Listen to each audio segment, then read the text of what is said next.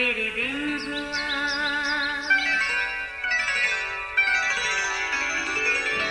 नया फिर दिन हुआ, पुरानी रात का करे सो शुक्र हम खुदा की जात का, खुदा की जात का, नया फिर दिन हुआ। आज की आयत, भलाई के हकदार से उसे दरेग ना कर जबकि तेरे मकदूर में हो। इमसाल 3 बाब 27वीं आयत। अजीज़ो, वो जब भी अपने घर के बड़े गेट से निकलता दीवार के साथ क्यारियों में खिले फूलों को देखकर खुश होता। वो एक खुशहाल ज़िंदगी गुजार रहा था। हर तरह की सहूलत मैसर थी, बीवी बच्चे सब कुछ था। वो अक्सर अपनी बीवी से कहता, तुम दुनिया की खुशकिस्मत औरत हो जिसके घर में किसी चीज़ की कमी नहीं। देखा, ये सब मेरी मेहनत का समर है जो तुम और तुम्हारी औलाद खा रही है। बीवी मुस्कुरा देती और कहती, शुक्र किया करो उस रब की ज़ात का जिसने तुम्हें अच्छा कारोबार दिया और मेहनत करने की कुव्वत भी देता है। मगर वो सिर्फ मुस्कुराने पर ही इक्तफा करता। आज भी जब अपनी कीमती गाड़ी में बड़े गेट से बाहर निकला, हस्बे आदत खिले फूलों को देखकर खुश हुआ, पर अचानक उसकी नज़र क्यारी के बीच में लगे पानी के टैप पर पड़ी। उसे लगा किसी ने उसे खोला और पानी भरा है। कुछ दिन और गुजरे। अब वो गेट से बाहर आते फूलों से ज़्यादा पानी के टैप को देखता। उसे पूरा यकीन हो चला था कि कोई तो है जो इस नलके से रोज़ाना पानी लेकर जाता है। इसका जिक्र उसने अपनी बीवी से भी किया। उसने कहा, कोई ज़रूरतमंद होगा, जाने दीजिए, थोड़े पानी से क्या फ़र्क पड़ता है। मगर वो शख्स बड़े तकब्बर से बोला, क्या हम ही रह गए हैं दूसरों की ज़रूरत को पूरा करने वाले? खैर, जिस दिन कोई मेरे हत्थे चढ़ गया मैं उसे पुलिस के हवाले करूँगा। अजीज़ो, इत्तफाक की बात यह है, अगले दिन वो शख्स अपनी बीवी के साथ मार्केट जाने के लिए बाहर निकला। देखा, एक बच्चा 2 छोटी पानी की बोतलें लिए वहाँ से पानी भर रहा था। मारे गुस्से के उसे डांटा और कहा, अच्छा तो वो तुम हो जो रोज़ाना इधर से पानी लेकर जाते हो। रुको, मैं अभी तुम्हें पुलिस के हवाले करता हूँ। लड़के ने बड़े मुदबाना अंदाज में कहा, जी हाँ साहब, मैं सच कहता हूँ, मैं ही रोज़ाना यहाँ से पानी लेकर जाता हूँ। कसूरवार तो मैं हूँ, बिना इजाज़त ऐसा करना नहीं चाहिए।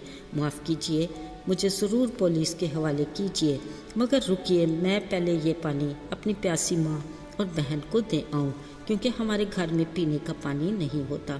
बीवी जो ये सब कुछ देख और सुन रही थी बोली, छोड़िए, जाने दें, बच्चा ज़रूरतमंद है। बच्चे ने बड़ी मासूमियत से कहा, जनाब आप बड़े लोग हैं, इन 2 छोटी बोतलों के पानी से आपके बड़े टैंक में क्या फ़र्क पड़ेगा।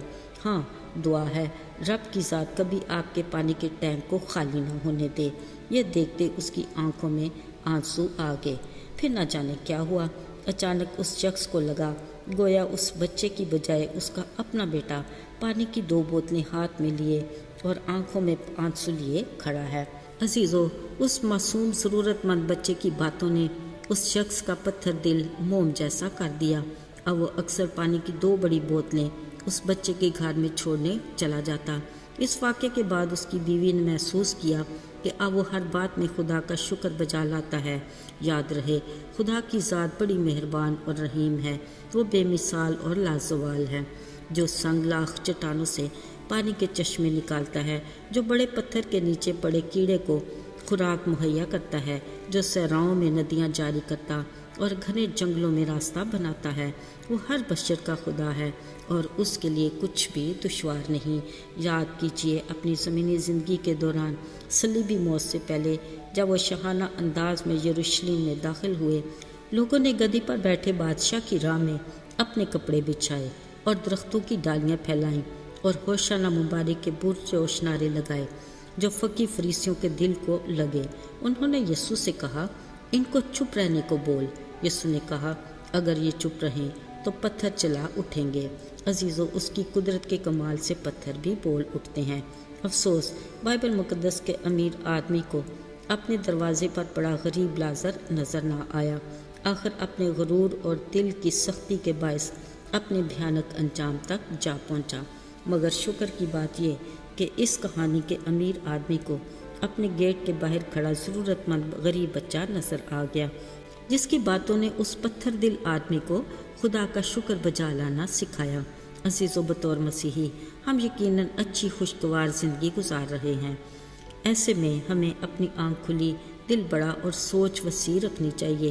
ये हमारी ज़िम्मेदारी है कि अपने आसपास और कलीसिया में ज़रूरतमंद लोगों का ख्याल रखें, क्योंकि ये हमारे आसमानी खुदावंद का फरमान है कि भलाई के हकदार से उसे दरेख ना कर जबकि तेरे मकदूर में हो। अलावा अज़ीज़, बतौर ईमानदार हमारी और भी ज़िम्मेदारी है, हमें अपनी बरक़ात में दूसरे को शामिल करना है। बाज़ औक़ात हमारे हल्का अहबाब में कुछ ऐसे भी होते हैं जो किसी वजह से फ़िक्रों परेशानियों में पड़े रहते हैं और मुश्किलात का शिकार हैं। हम खुदा के कलाम की रहनुमाई में उन्हें तसल्ली दें कि वाहिद खुदावंद ही है जो हमारी फ़िक्र परेशानी को ले लेता और हमें तसल्ली और इत्मीनान देता है, क्योंकि वही तसल्ली का सरचश्मा है। कलाम में लिखा है, तुम इन बातों से एक दूसरे को तसल्ली दिया करो।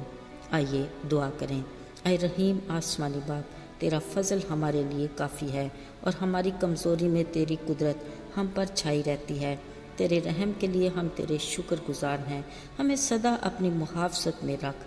यसू के मुबारक और बाबरकत नाम में मांगते हैं, आमीन।